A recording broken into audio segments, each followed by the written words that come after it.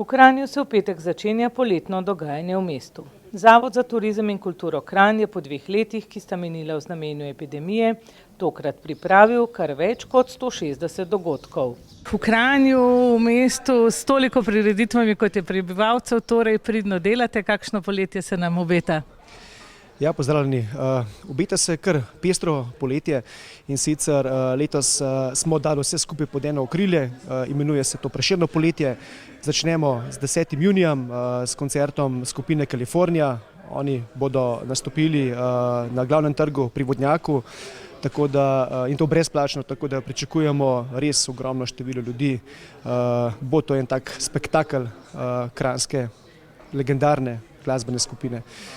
Seveda imamo pa tudi kar precej ostalega dogajanja, če mogoče, tako kot sem začel začetek Prešernega poletja v Kranju, da nadaljujem pri zaključku.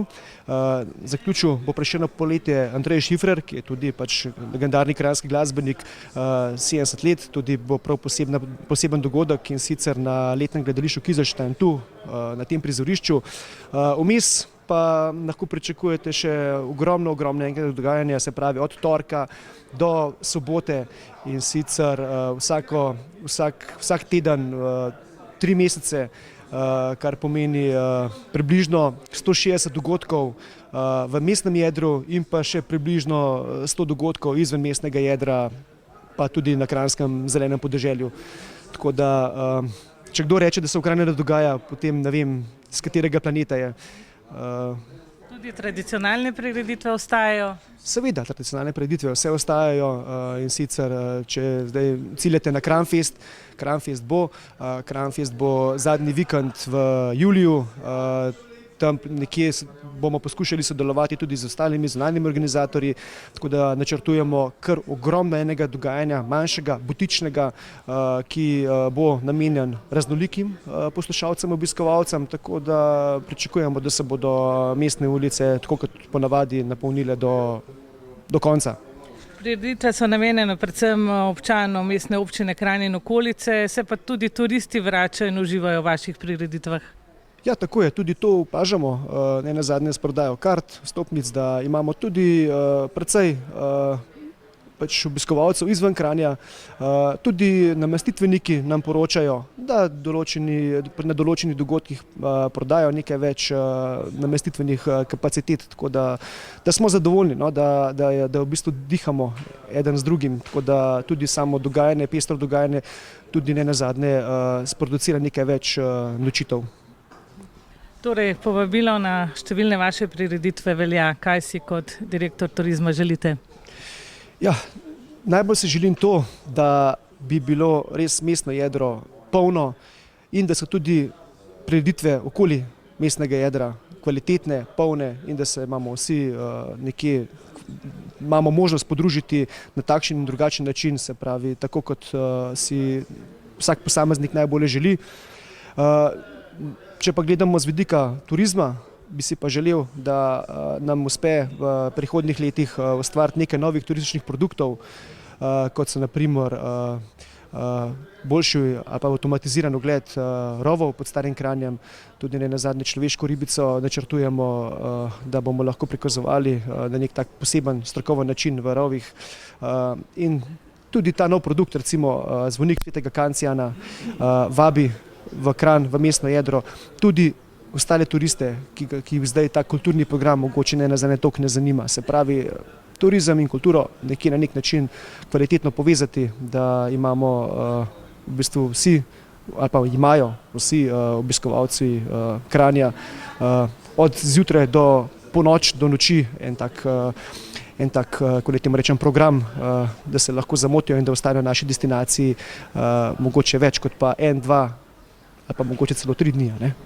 Predvsem pa se trudite to početi na trajnosten način.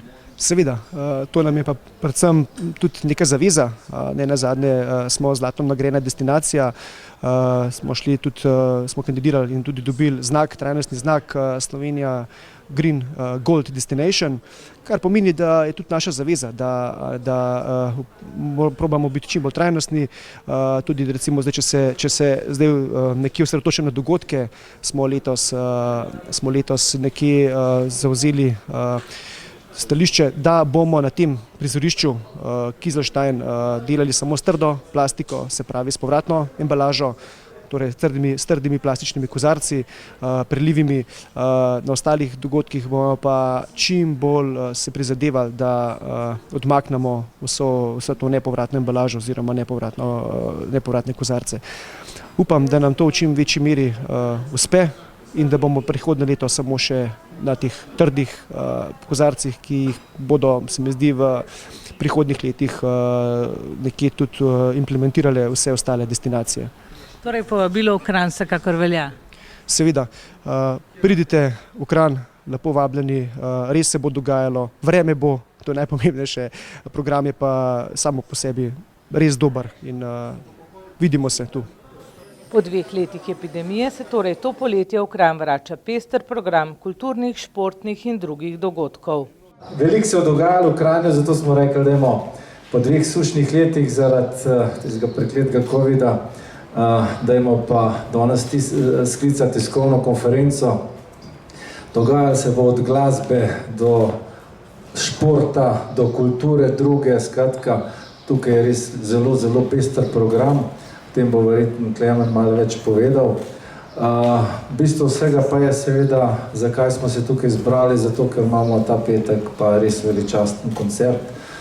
Kot vem, po 18 letih Kristusova obletnica je 33 let, odkar so pa zadnja igrali skupaj, kar ste se ustanovili, to se pravi ravno.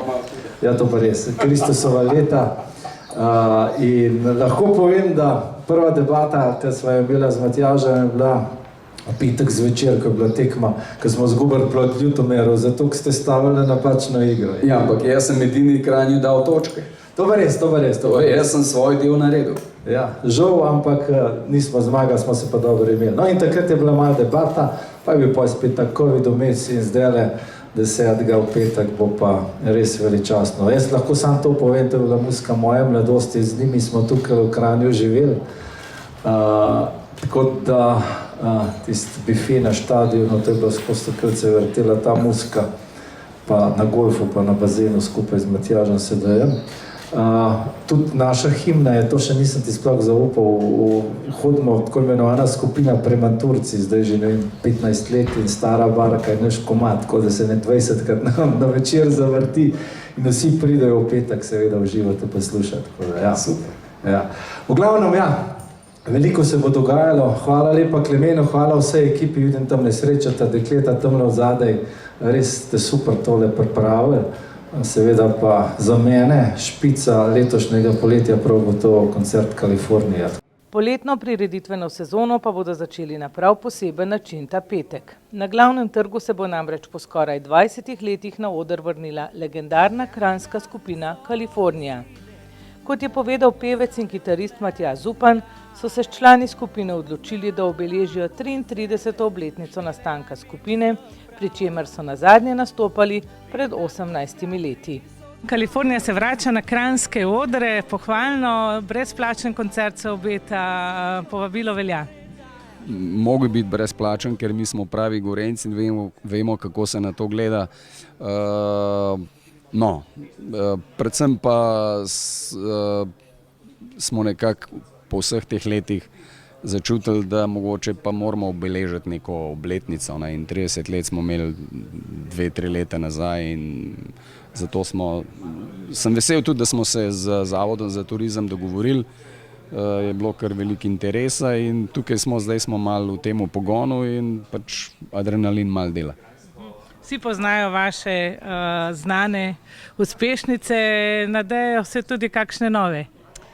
Ja, zdaj glede na to, da imamo novo situacijo politično, sem napisal komad Dobra situacija.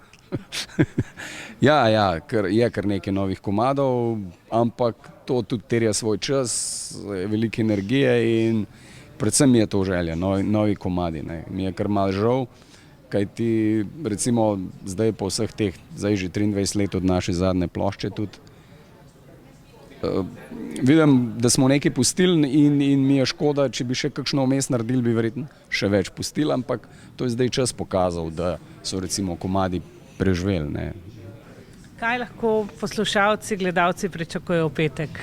Jaz bom tako rekel, fantje iz benda kar dobro igrajo in mislim, da bo pač veliko glasbe pač v tej pop maniri, ne, nismo pač kljub temu, nismo v teh trendih, v zadnjih letih je bilo veliko narodno-zabavne glasbe, aktualne, mi smo le malo bolj pop, mogoče še malo na rock usmerjeni v tej maniri in se mi zdi, da se obeta kar eno lepo preigravanje, komade pa tako, kot ste rekla, poznajo in to je kar recept za prijetno vzdušje.